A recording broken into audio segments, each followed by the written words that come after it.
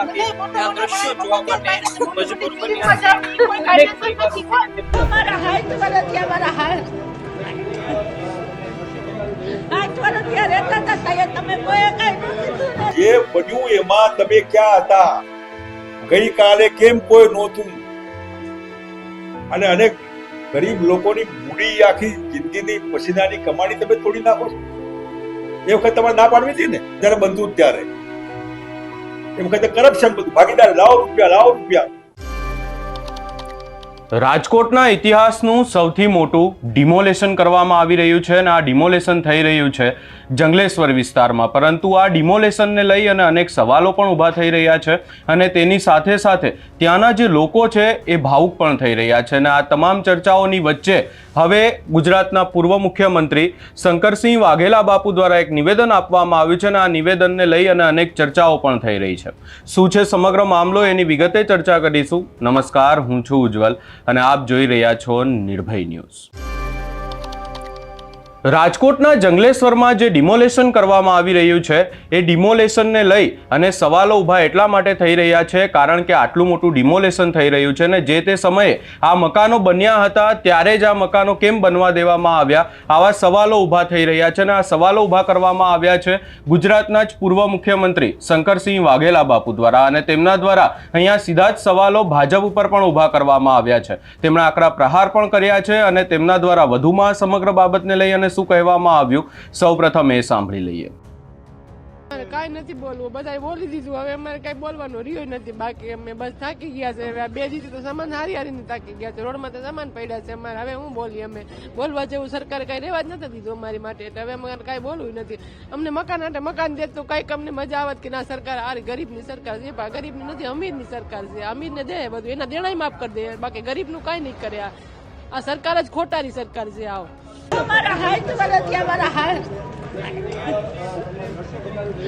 વર્ષથી રહેતા હતા ત્યાં તમે કોઈ કઈ ન કીધું ને. અત્યારે અમને ઘર બાર વગરના કરી નાખ્યા. અત્યારે તેઓ લડી રહ્યા છે. આખો માહોલ છે આજે તમારો આશયનો મકાન અમે પાડી અમને કેવું થાય સાહેબ? આ દ્રશ્યો જોવા માટે મજબૂર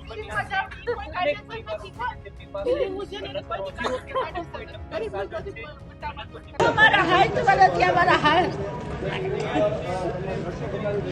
વર્ષથી રહેતા હતા ત્યાં તમે કોઈ કઈ ન કીધું ને. અત્યારે અમને ઘર બાર વગરના કરી નાખ્યા. મકાન અમે પાડી અમને કેવું થાય સાહેબ?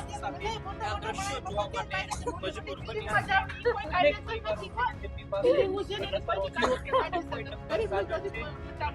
કઈ ગવર્મેન્ટ હતી, કઈ સંસ્થા હતી જેમને અલાઉ કર્યું? સબ ભૂમિ ગોપાલ की तो नहीं होती है ना. બન્યું કેવી રીતે? એના ઘરા પકડો ને. હવે ટીપી અલગ સવાલ છે, ટીપી આખી અલગ છે, પણ જે બન્યું એમાં તમે ક્યાં હતા? ગઈકાલે કેમ કોઈ નહોતું? અને અનેક ગરીબ લોકોની મૂડી આખી જિંદગીની પસીનાની કમાણી તમે તોડી નાખો છો. એ વખત તમારે ના પાડવી હતી ને જયારે બનતું ત્યારે. એ વખતે કરપ્શન બધું ભાગીદાર લાવો રૂપિયા. અત્યારે બી રૂપિયા એનું નથી ચૂકતું. એનું રિયલી જંગલ રાજ છે. આ ડિમોલેશનને કારણે ત્યાંના સ્થાનિક લોકો ભાવુક પણ થઈ રહ્યા છે. સ્થાનિક લોકોનું કહેવું છે કે તેમને આટલા સમયથી એ વિસ્તારમાં રહે છે ને હવે અચાનક આવી રીતે તેમના ઘરો તોડી પાડવામાં આવશે.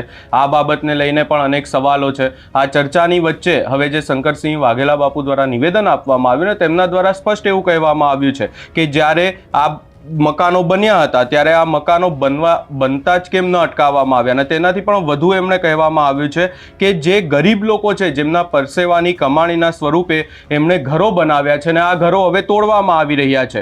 રૂપિયા આપે તેનું કંઈ નથી થતું. અહીંયા તેમના દ્વારા જે એક નિવેદન આપવામાં આવ્યું અને જો આવું મેગા ડિમોલેશન થઈ રહ્યું હોય તો પછી તમામ જે બધા જ મકાનો તૂટવા જોઈએ. પરંતુ એની અંદર અહીંયા શંકરસિંહ વાઘેલા બાપુ દ્વારા એક નિવેદન આપવામાં આવ્યું છે અને તેમના દ્વારા એવું કહેવામાં આવી રહ્યું છે કે જે લોકો પૈસા આપી રહ્યા છે, જે પૈસાવાળા છે એમના મકાનો નથી તોડવામાં આવતા અને ગરીબ લોકોના જ મકાનો તોડવામાં આવી રહ્યા છે.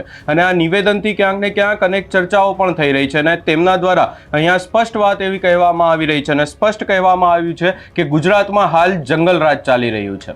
આ સમગ્ર બાબતે તમારો શું અભિપ્રાય છે અમને કમેન્ટ કરી જરૂર જણાવશો. અમારી ચેનલ નિર્ભય ન્યૂઝને લાઇક, શેર, સબસ્ક્રાઇબ કરવાનું ભૂલશો નહીં.